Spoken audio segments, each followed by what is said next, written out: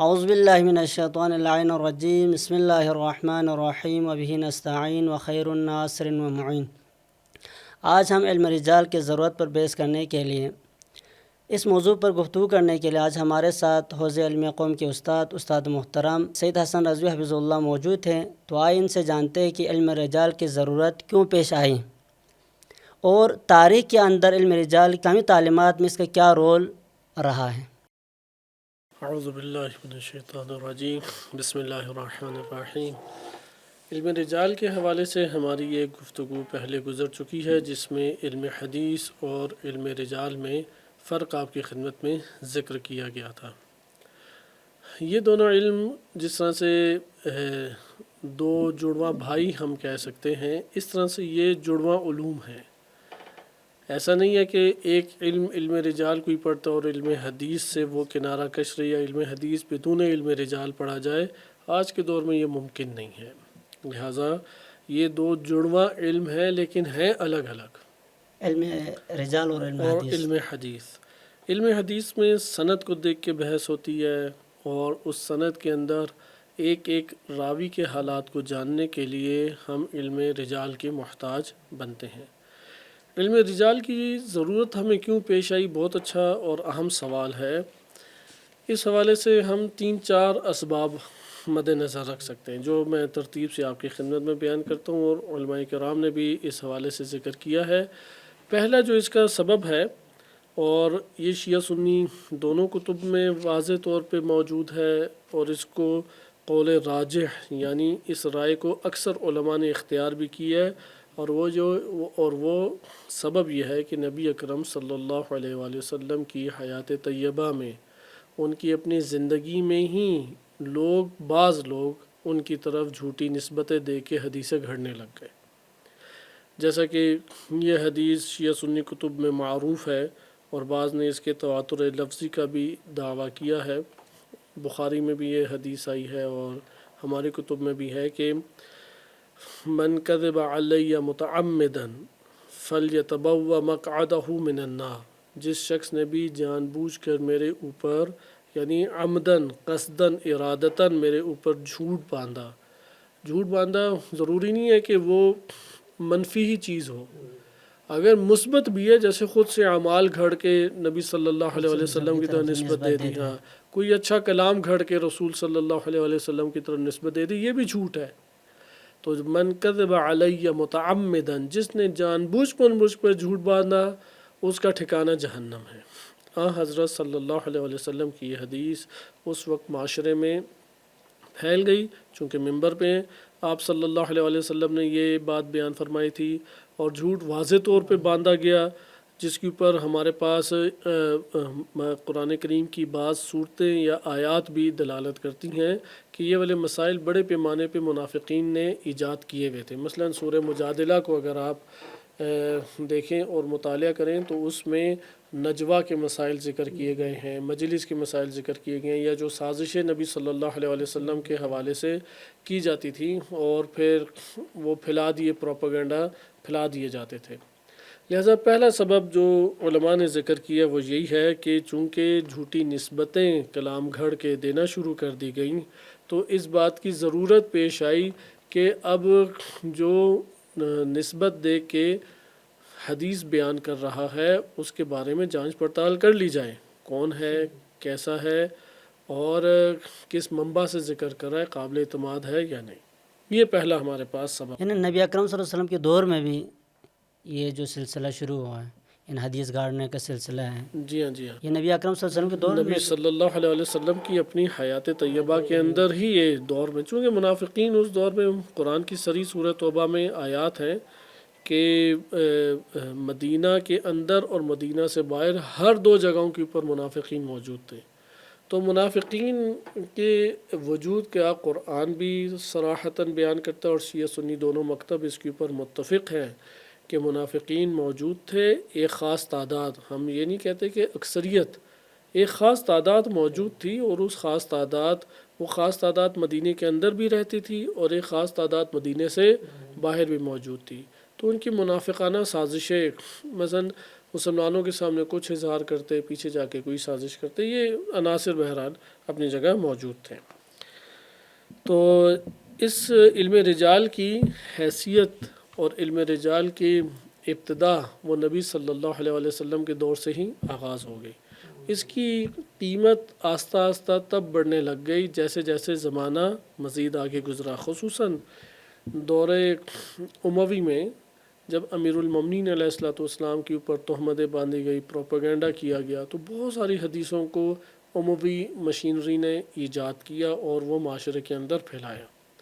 تو یہاں پہ محدثین کو پھر قواعد علم رجال کے تاسیس کرنا اور اس کو ایجاد کرنے یا اختراع کرنے کی ضرورت پیش آئی۔ بہرحال یہ پہلا سبب تھا۔ ایک سبب قرآن کریم کی آیت کریمہ کے ذیل میں جو شان نزول وارد ہوا ہے اسے بھی قرار دیا جاتا ہے۔ یہ بھی نبی اکرم صلی اللہ علیہ وسلم کے دور اور حیات طیبہ ہی کا دور ہے، یعنی اس سے تعلق رکھتا ہے۔ ولید بن عقبہ کہ نبی اکرم صلی اللہ علیہ وسلم نے ولید بن عقبہ کو بنی مستلق کے صدقات لینے کے لیے بھیجا تھا، تو وہاں پہ اب بات جو ہے وہ پھیل گئی اور یہ افواہ اڑا دی گئی کہ یہ لوگ مثلا نبی اکرم صلی اللہ علیہ وسلم کو شاید قتل کرنا چاہتے ہیں یا اس طریقے سے، یا وہ لوگ جو ہیں وہ اپنے صدقات دینے سے انہوں نے، یعنی جو حکومتی طور پہ ٹیکس ہے یا حکومتی طور پہ جو ان کے اوپر عائد ہوتی ہے رقم، اس کو دینے سے انہوں نے واضح انکار کر دیا ہے۔ اس طرح کی باتیں پھیلا دی گئیں، یعنی غلط فہمی کو ایجاد کیا گیا۔ اس دور میں ابھی ہم اس واقعے کے گہرائی میں نہیں جا رہے، اور تاریخی اور جو حدیثی کتب میں وارد ہوئی ہیں معلومات اس سے ابھی تبصرہ کرنا مقصود نہیں ہے۔ مقصود آیت کے صرف شان نزول کی طرف اشارہ کرنا ہے کہ ولید بن عقبہ، اور اس وقت جو پھر پروپیگنڈا یا غلط فہمی پھیلا دی گئی اور جنگ کا ایک سما پیدا ہو گیا۔ تو پھر قرآن کریم کی آیت نازل ہوئی کہ یا ایہا الذین آمنوا اذا جاءکم فاسق بنبأ فتبینوا، کہ اے ایمان لانے والو اگر فاسق تمہارے پاس خبر لے کے آئے تو جانچ پڑتال کر لو۔ یہ خبر واحد کے حوالے سے دلیل بھی دی جاتی ہے، لمبی مباحث موجود ہیں، لیکن یہ ہمیں آیت کریمہ واضح طور پہ بتا رہی ہے کہ اگر کوئی ایک بات تمہارے پاس لائی جائے اور اس میں اس بات کے گھڑنے کا اندیشہ موجود ہے تو پھر کچھ جانچ پڑتال بھی کر لو۔ صحیح، راوی کی جانچ پڑتال ہے، خبر دینے والے کی جانچ پڑتال ہے۔ تو یہ واقعہ اور حادثہ اس بات کی باعث بنا کہ اب جو خبر دینے والے تھے بہت سارے لوگوں نے، خصوصاً یہ مسئلہ اس وقت اور حساس ہو گیا جب یہودی ایمان لائے، اور ان میں سے بہت سے افراد نے اپنے مذہب کی باتوں کو نبی صلی اللہ علیہ وسلم کی طرف نسبت دے کے مسلمانوں کی کتب میں نشر کرنا شروع کر دیا، جسے اسرائیلیات کہا جاتا ہے۔ تو یہ سبب میں دوسرا سبب تھا کہ رسول صلی اللہ علیہ وسلم کے دور میں فاسقین جو ہیں وہ خبر کو پروپیگنڈا کر کے بیان کرتے تھے یا اس کو توڑ موڑ کے بیان کرتے تھے، جس سے غلط فہمیاں ایجاد ہو جاتی تھی اور اصل بات نہیں پہنچتی۔ یعنی خود اس دور میں ہم خود جا کے پیغمبر اکرم صلی اللہ علیہ وسلم سے پوچھ نہیں سکتے تھے کیا؟ نہیں پوچھ سکتے تھے، لیکن ہر مورد میں تو نہیں پوچھ سکتے نا۔ مثلا ایک مسافت کے اوپر رہتا ہے 2 دن کی سفر میں، ایک کئی 100 کلومیٹر دور رہتا ہے، تو اس تک اب ایک ملاقات کر کے آیا ہے نبی صلی اللہ علیہ وسلم سے اور اپنے علاقے میں گیا ہے، تو اہل علاقہ سارے تو نہیں اب آ کے پوچھ سکتے۔ ہاں، کسی کا چکر لگے گا اور وہ پھر دریافت کرتا ہے اور پھر نبی صلی اللہ علیہ وسلم اصلاح کرتے ہیں۔ یہ واقعات بھی موجود اپنی جگہ پر۔ بعض اوقات ایسا حدیث میں بھی ہے کہ پیغمبر اکرم صلی اللہ علیہ وسلم کا حدیث ہو یا امام علیہ السلام کا حدیث کو قرآن کے اوپر آپ پرکھیں، قرآن کے اوپر تولیں، اگر قرآن کے مطابق ہے تو آپ قبول کریں، اگر قرآن کے مطابق نہیں ہے تو اس کو کیا کرے، فضربوا علی الجدار۔ یہ معیار بھی ہے ہمارے پاس ایک۔ جی ہاں، یہ معیار، لیکن یہ علم رجال کی ہمیں کیا ضرورت، جب قرآن ہے تو پھر نہیں، اس میں 2 چیزیں ہیں نا۔ اول یہ خالصتاً اہل علم کے لیے ہے، مثلا اسے قرآن کا علم تو ہو، ہاں وہ تبھی اسے پرکھ سکے گا نا۔ نمبر 2، یہ معیار اس وقت ہمارے پاس آتا ہے کہ ہمارے پاس بعض ایسے روایات آج بھی موجود ہیں کہ جو قرآن کریم سے ٹکراتی ہیں، لیکن ایک دفعہ ایک مرتبہ ایک شخص صحیح طرح سے روایت کو سمجھا ہی نہیں ہے، وہ سمجھ رہا ہے کہ شاید ٹکرا رہی ہے اور حقیقت میں نہیں ٹکرا، اس لیے یہ والا میزان خالص علمی دنیا کے لیے بن جاتا ہے۔ پھر ہماری بحث اس سے نہیں ہے، یہ والا میزان تو ہم اختیار کریں گے ہی کریں گے. ہماری بحث تو یہ ہے کہ ایک شخص آتا ہے اور کہتا ہے نبی صلی اللہ علیہ وسلم نے یہ فرمایا ہے. اب ہم اس کو قرآن کے اوپر پرکھ کے مطلب لے سکتے ہیں بہت خوب، مضبوط ہے ہمارے لیے، یہاں پہ بات مضبوط ہو جائے گی، لیکن ساری احادیث اس طرح سے نہیں ہیں. صحیح ہے، قرآن کے جو مطالب اور قرآن کے معارف ہیں وہ یکساں طور پہ سب کو حاصل نہیں ہے. ہاں اس لیے جہاں تک کوئی عمل کر سکتا ہے اس میزان پہ وہ ٹھیک ہے، لیکن اس سے علم رجال سے انسان مستغنی نہیں ہوتا، چونکہ شریعت کی جو جزیات آئی ہیں وہ قرآن کریم کی آیات میں ہمارے سامنے موجود نہیں ہے، بلکہ خود قرآن نے ہمیں یہ کہا ہے کہ اس کے لیے رسول صلی اللہ علیہ وسلم ان کی ہستی اور ان کے کلام اور قول اور فعل کی طرف رجوع کرو. لہذا خود قرآن نے ہمیں جزیات کے لیے اس طرف تشویق دلائی ہے. بہرحال تیسرا جو سبب علم رجال کی ضرورت کا ہمارے پاس بنتا ہے وہ خود عقل ہے. عقل آ کے کہتی ہے کہ جب ایک بات کے گھڑنے کے اسباب موجود ہیں اور بہت ساری باتیں گھڑی بھی گئی ہیں تو تم کوئی تو اہتمام کرو اس حوالے سے کہ تم بات کو محفوظ طریقے سے لے سکو، اطمینان تو کم سے کم حاصل کرو، اتنی تحقیق کرو، اتنی جستجو کرو، اتنے قواعد کو تم اس طریقے سے ایجاد کرو کہ ایک نسبت جو نبی صلی اللہ علیہ وسلم کی طرف یا اہل بیت علیہ السلام کی طرف دی گئی ہے وہ نسبت تمہیں اطمینان تو ہو کہ اس نسبت میں جھوٹ شامل نہیں ہے. لہذا عقل ہمیں اس کے اوپر آ کے ابھارتی ہے کہ جب نبی صلی اللہ علیہ وسلم کی زندگی میں جھوٹ باندھا گیا تو جیسے جیسے زمانہ ان کی ہستی سے آگے دور ہوتا چلا جائے گا تو اس کے احتمالات بڑھتے چلے جائیں گے، کیونکہ باتوں میں اضافہ ہو جاتا ہے، لاشعوری طور پہ کلمات اضافہ ہو جاتے ہیں، معانی میں بعض اوقات اضافہ ہو جاتا ہے. چوتھا سبب بڑا دلچسپ ہے. یہ نہج البلاغہ میں امیر المومنین علیہ الصلوۃ والسلام نے روات حدیث جو راویان حدیث ہیں ان کی باتوں میں اختلاف کے مورد میں اسے بیان کیا ہے کہ 4 قسم کے راوی ہوتے ہیں. خود یہ علم رجال کی بنیاد بھی ہے. صحیح ہے، ایک تو ہو گیا نا نبی صلی اللہ علیہ وسلم پہ جھوٹ باندھنا. ہمارے پاس اور احادیث بھی ہیں جس میں ہر دور میں ائمہ علیہ السلام کے ہر امام کے دور میں ایسا گروہ رہا ہے جو ان کے اوپر جھوٹ باندھتا تھا، وہ ایک سبب ہو گیا. دوسرا سبب قرآن کریم کی آیت ہے اور اس کا شان نزول آپ کی خدمت میں عرض ہوا. تیسرا خود عقل کہتی ہے کہ جب جھوٹی باتیں گھڑی گئی ہیں تو یہاں پہ تم احتیاط سے اور تحقیق کر کے، ہاں کیونکہ جیسے جیسے زمانہ گزرے گا جھوٹی نسبتوں میں اضافہ بھی بآسانی ہوتا چلا جائے گا. یہ جو چوتھا سبب ہے یہ ہمارے لیے بہترین ایک علم رجال کی تاسیس اور اس کی وجود کا سبب قرار پا سکتا ہے.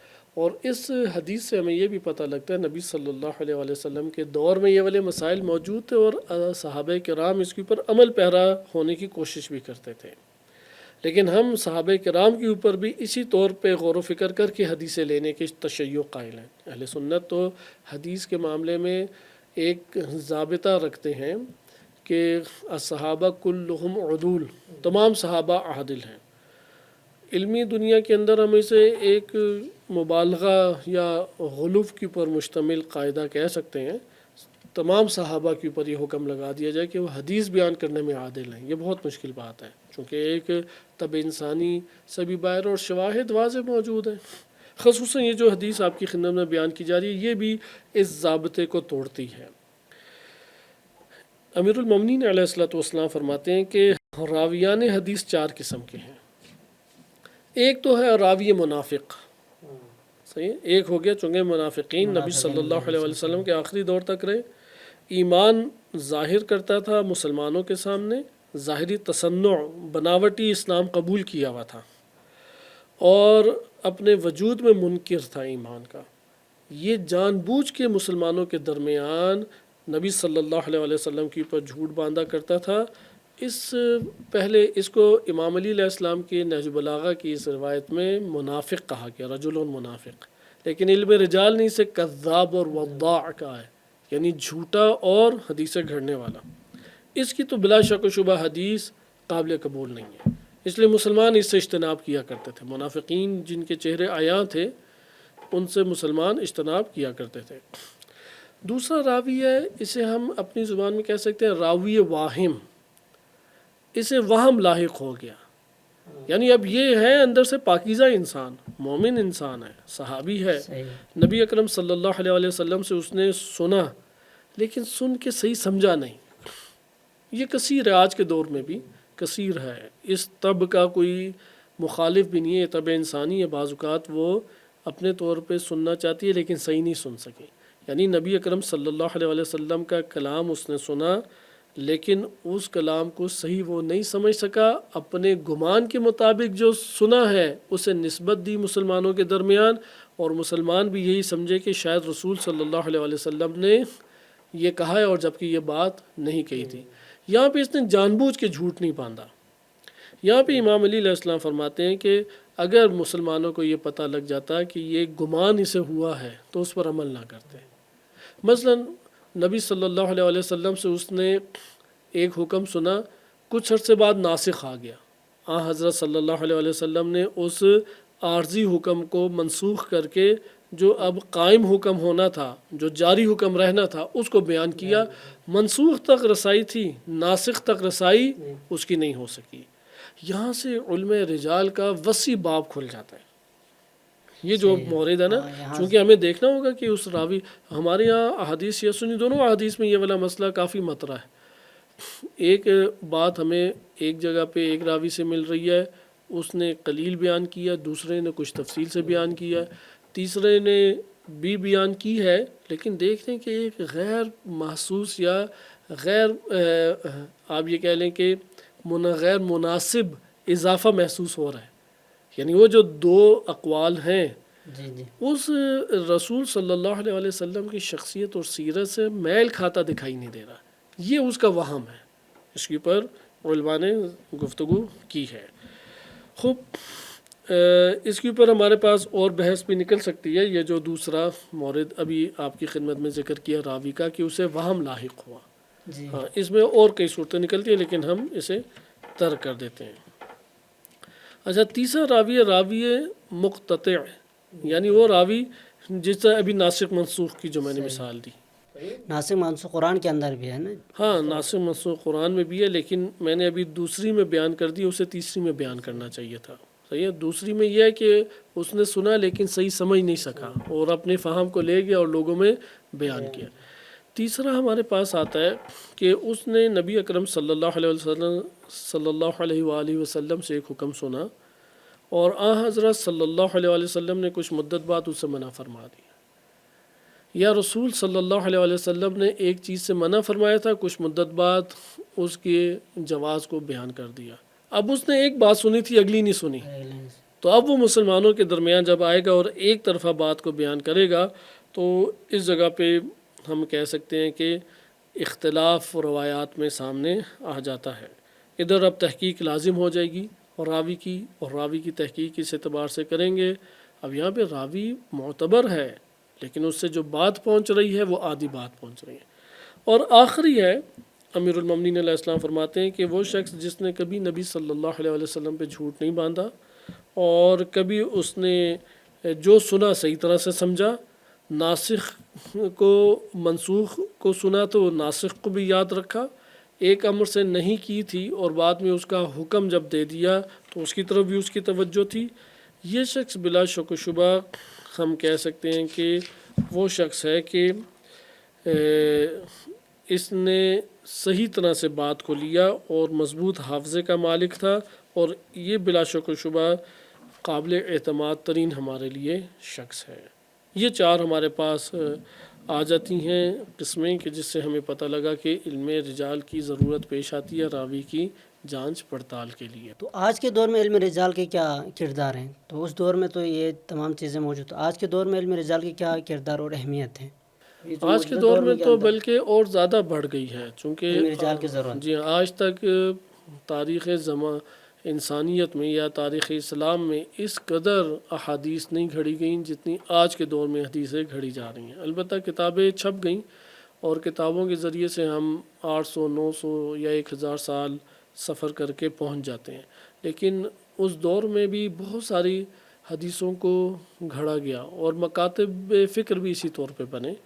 مثلا اہل سنت کے ہاں ایک خاص طرح سے یہ قواعد کو منظم کیا گیا، اور انہوں نے چند قواعد ایجاد کیے. مثلا ایک قاعدہ انہوں نے ایجاد کیا کہ حدیث لینے میں شیعہ سے حدیث نہ لو. حدیث کی دنیا میں ان کے ہاں شیعہ کون کہلاتا ہے؟ وہ شخص جو امام علی علیہ السلام کو حضرت عثمان سے افضل سمجھتا ہے. اور اگر وہ شیخین سے افضل سمجھے، حضرت ابوبکر حضرت عمر سے افضل سمجھے، تو یہ رافضی تو بالکل ہی نہیں لینی حدیثیں. اب یہ ان کا ایک معیار ہے. اس جگہ پہ وہ بولنے والا حدیث صحیح بیان کر رہا ہے، لیکن وہ کہہ رہے ہیں کہ نہیں اعتقادات کا کچھ اثر ہے. تشیع میں بھی غلو کا ایک بڑا مسئلہ تھا. اگر اہل سنت میں ناسبیت کا مسئلہ تھا تو غالیوں نے بہت ساری حدیثیں عجیب و غریب پھیلائیں اور گھڑیں اور لوگوں کے درمیان بیان کی. جیسے آج ہمارے ہاں کچھ ملنگ طبقہ اور یہ ذاکر جو اپنے پاس سے بعض اوقات گھڑتے ہیں، یا خطیب اپنے پاس سے گھڑتے ہیں، بعض خطیب بعض ذاکر، سارے ایسا نہیں کرتے، تو وہ لوگ اسے لے لیتے ہیں. تو یہاں پہ ہمیں آج کے دور میں تو اتنی حساسیت دکھانی چاہیے. خصوصاً واٹس ایپ میں جعلی حدیثوں کا ایک انبار لگا ہوا ہے اور لوگ اس کے اوپر اعتماد کر چکے ہیں. آج کے دور میں اگر حوالہ موجود نہیں ہے کسی بھی صورت قبول نہیں کرنی چاہیے. حوالہ موجود ہے تو اتنا قبول کرے کہ کتاب میں ہے، لیکن کتاب میں جو آئی ہے وہ واقعاً صادر ہوئی ہے یہ کہنا آسان نہیں ہے. اس کے لیے اہل علم کی طرف رجوع کرے جو اسے تحقیق کی صورت میں بتا سکیں کہ یہ امام کس سے نسبت اس کی بن سکتی ہے. مثلا قرآن کے موافق ہے، صحیح سند احادیث کے موافق ہے، عقل کے موافق ہے. اگر نہیں وہ اس کی کوئی صورت بنتی تو اسے کہے کہ بھائی حدیث کتاب میں ہونے سے تھوڑی معتبر ہو جاتی ہے. مثلا الکافی میں ایک روایت آ جائے اس سے معتبر تھوڑی ہو جاتی ہے. بے شک سند ثابت بھی ہو جائے تب بھی اس کا متن ہمارے لیے قابل بحث ہوتا ہے. متن بھی ہمارے لیے مہم ہے. متن بھی اس میں مہم ہے. آپ کو 3 طرح سے تحقیق کرنا پڑتی ہے ایک حدیث کو لینے کے لیے. ایک دفعہ سند سے بحث کرتے ہیں کہ اس میں کوئی ایسا غیر قابل قبول راوی نہ ہو. دوسری ہمیں بحث کرنی پڑتی ہے جو متن ہم تک پہنچے اس کا معنی کیا بنتا ہے. معنی مبہم ہے، سند صحیح ہو تب بھی قبول نہیں. معنی ہمارے لیے ایسا ہے واضح ہے، لیکن یہ واضح معنی قرآن کے مخالف ہے، سند صحیح ہے، ہم قبول نہیں کریں گے. کئی فقہی مسائل ایسے ہیں. علم رجال کے جہت سے وہ جو ہے ضعیف ہے. مثال علم رجال کے مطابق وہ ضعیف ہے، لیکن متن کے لحاظ سے وہ بہت قرآن کے نہیں، قرآن کے مطابق ہے تو لے لیں گے. قرآن کے یعنی مطابق ترجیح ہمارے لیے قرآن ہے. دیکھیں اصل میں ہم علم رجال کی طرف کیوں رجوع کیا ہے؟ تاکہ ثابت ہو جائے کہ یہ امام معصوم سے صادر ہوئی ہے یا نہیں حدیث. اگر وہ علم رجال کے علاوہ دیگر کسی قرینے سے ثابت ہو سکتی ہے تو اسے بھی تو اختیار کریں گے. یعنی علم رجال کے علاوہ ہمارے اور بھی کوئی رائے قرائن ہیں، لیکن علم رجال میں یہ بحث ہوتی ہے. علم رجال میں یہ بحث ہوتی ہے. علم رجال میں 2 طرح سے بحث آتی ہے. ایک دفعہ راوی کے باب سے ہے، راوی قابل اعتماد یا ثقہ ہے یا نہیں. اور علم رجال میں وہ قرائن بھی زیر بحث لائے جاتے ہیں کہ جن کو اختیار کر کے ہم ثابت کر سکتے ہیں کہ یہ متن حدیث امام سے صادر ہوا ہے. لیکن امام سے صادر ہونے والا ہر متن حدیث ہمارے لیے قابل قبول نہیں بن سکتا. ہاں ممکن ہے سند صحیح ہو، تقیہ پر مشتمل متن ہو، ممکن ہے سند صحیح ہو لیکن راوی اس میں بھول سکتا ہے، ثقہ ہے، قابل اعتماد ہے. ممکن ہے سند صحیح ہے اور کئی مسائل آ سکتے ہیں اس میں. جو ناسخ ہے جنہوں نے کتابیں لکھی انہوں نے کچھ اضافہ کر دیا ہو. اس لیے علم رجال ان سب پہلوؤں کو بعد میں لے کے آتا ہے. بس متن حدیث کی دلالت یعنی اس کے معنی کو بھی سمجھنا ضروری ہے. معنی بھی واضح ہو جائے تو ابھی بھی مسئلہ حل نہیں ہے. وہ معنی حجت ہے یعنی یہ بھی جاننا ضروری ہے. چونکہ ممکن ہے بالفرض ایک روایت ہے. اسی طرح علماء میں اختلاف بھی واضح ہوتا ہے. میں اشارہ کر دیتا ہوں فقہی ایک مسئلے کے اوپر کہ آیا سر پانی میں ڈبونے سے روزے دار کا روزہ باطل ہوتا ہے یا نہیں. پہلے تو علماء نے بحث کی کہ یہ گردن سر شامل نہیں ہے سر میں، صحیح ہے، چونکہ ارتماس رأس کا لفظ ہے اور راس کی دلالت گردن پہ ہے یا نہیں، یہ بحث ہے. خوب، اب اکثر حدیثوں میں اس طرح سے ظاہر ہو رہا ہے جو متن ہمارے پاس ہے اور سند بھی صحیح ہے کہ اس نے پانی میں گردن پوری ڈبوئی تو امام نے فرمایا کہ اس کا روزہ باطل ہے. لیکن ایک حدیث ہے جس میں بیان کیا امام نے کہ نہیں روزہ باطل نہیں ہے. درست. اب بعض علماء نے اس حوالے سے مختلف بحثیں کی ہیں. مراجع اعظام نے بھی اسی طرح وہی مراجع اعظام وہی ہیں علماء، یہ بزرگان ہیں کہ انہوں نے بعض نے اس کو بیان کیا کہ یہ جو ایک حدیث ہے یہ حدیث اگر صحیح سند بھی ہو، چونکہ مشہور علماء کے قول اور ان کے فعل یا قول مشہور یا فعل مشہور کے مخالف ہے، اس لیے ہم اس پر عمل نہیں کریں گے، حدیث اپنی جگہ رہے گی۔ بعض نے کچھ اور بات کی، کہا کہ چونکہ یہ بالفرض ہم ایک فرضی مثال لیتے ہیں، اہل سنت سے چونکہ موافق ہے، تو اہل سنت سے موافق ہونے کا مطلب یہ ہے کہ ان کے زیر اثر معاشرہ تھا، اس معاشرے سے متاثر ہوتے ہوئے راوی نے اپنی طرف سے اس میں بیان کر دیا۔ اچھا، یہ بھی ایک احتمال ہے کہ تقیہ کی صورت میں امام نے بیان کیا ہو۔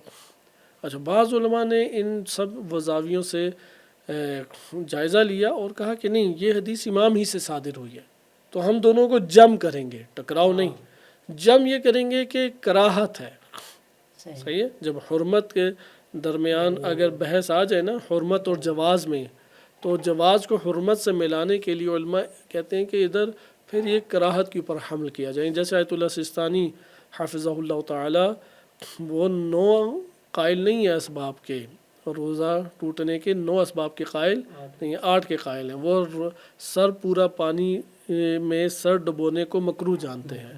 اچھا، اسی طرح سید غالباً محسن الحکیم رحمۃ اللہ علیہ بھی ہیں، اسی طرح سید مرتضیٰ علم الہدیٰ رحمۃ اللہ علیہ، یہ سارے بزرگان نے کراہت کا نظریہ اختیار کیا، لیکن ان کے مقابلے میں مشہور فقہاء کا کیا قول ہے کہ باطل روزہ ہو جائے گا۔ اب آپ نے یہ دیکھا کہ یہاں پہ اب آپ سند درست ہوئی، لیکن متن آپس میں ٹکرا رہا ہے، متن کے اپنے مسائل وجود میں آ رہے ہیں۔ اچھا، اس کو بھی اب حل کریں گے، اسے کہتے ہیں اخبار علاجیہ۔ خوب اس کے اوپر ہم اپنے اس میں علم رجال کے ضمن میں مزید آگے بھی بحث کریں گے، لیکن ہمیں یہ معلوم ہو گیا کہ آج کے دور میں علم رجال کی غیر معمولی حیثیت بڑھ چکی ہے، خصوصاً ترجیح کے باب میں، خصوصاً روایات کو متن کے اعتبار سے پہچاننے کے اعتبار سے، اور اس طرح کے یعنی فقہی استنباط میں اس کا گہرا اثر ہے، تاریخی شواہد میں اس کا گہرا اثر پایا جاتا ہے، چونکہ تاریخ میں بہت جھوٹ گھڑا گیا، ہمیں ضرورت اس میں پیش آ جاتی ہے تحقیق کی۔ تو علم رجال اس طور پہ ہمارے لیے یہ سہولت فراہم کرتا ہے کہ آپ راوی کی تحقیق کریں، آپ قرائن جو قابل اعتماد ہیں اس کو جم کر کے اس پہ بحث کریں، اور اسے پھر عملی میدان میں اختیار کرنے کے لیے علم حدیث کے علم میں داخل ہو جائیں۔ آخری سوال ہم یہ بھی کر سکتے ہیں، مثلا علم رجال کے مشہور علماء کون کون سے تھے، ان کو اور ان کا کیا کردار رہا؟ اس کے اوپر جداگانہ ہم ایک بحث کریں گے کہ علم رجال جب تاسیس پہ، چونکہ کوئی بھی علم فوراً نہیں وجود میں آ جاتا، جی، یعنی علم ڈپارٹمنٹ کی صورت میں رفتہ رفتہ بنتا ہے، یعنی علم کے جو بنیادیں بنی، اس علم کے جو اسباب بنے، وہ تقریباً 50 سال 100 سال جب آگے بڑھتا ہے تو تب ایک ڈپارٹمنٹ بنتا ہے۔ یعنی نبی صلی اللہ علیہ وسلم کے دور میں ہی سبب ایجاد ہو گیا، لیکن جب یہ علم کی صورت میں ہمارے سامنے آیا تو 100 سال بعد آیا، کیونکہ وہ زمانے میں اس قدر مسائل پھیل چکے تھے، اور جیسے جیسے مسائل پھیل رہے تھے ویسے ویسے طریقے ایجاد ہو رہے تھے، تو وہ ایجاد کردہ طریقے آہستہ آہستہ انہوں نے جم کر کے اسے علم کی حیثیت دے دی۔ اب اس لیے اس کو انشاءاللہ اب ہم اگلے پروگرام میں دیکھتے ہیں کہ وہ علماء جنہوں نے آغاز میں اس کے اوپر کتابیں لکھیں اور قواعد کو جم کیا، کچھ اسباب کو دوبارہ سے ہم چھیڑتے ہوئے علماء کی طرف آئیں گے۔ مثلا امام پہلی صدی ہجری میں کون سے علماء تھے، اصحاب ائمہ علیہم السلام، دوسری صدی ہجری میں، تیسری صدی ہجری میں، چوتھی صدی ہجری کی کتابیں ہمارے پاس موجود ہیں، جیسے رجال کشی ہے۔ 5ویں صدی ہجری کی ہمارے پاس کتابیں موجود ہیں، جیسے رجال نجاشی ہے، رجال طوسی ہے، فہرست طوسی ہے، یا رجال ابن الغضائری ہے، تو اس کو، یا رجال برقی، ان کو ہم انشاءاللہ تعالی ہم اپنے طور پہ مطالعہ کریں گے۔ ہم انہی کلمات کے ساتھ اس نشست کا اختتام کریں گے۔ ہم آغا صاحب کے ممنون مشکور ہیں، انہوں نے اپنے اوقات میں سے، قیمتی اوقات میں سے وقت نکال کر اس نشست میں تشریف لائے، اور انہی کلمات کے ساتھ ہم اس نشست کا اختتام کریں گے انشاءاللہ۔ اگلے نشست میں ہم آپ کے ساتھ ملاقات ہوں گے۔ والسلام علیکم ورحمۃ اللہ وبرکاتہ۔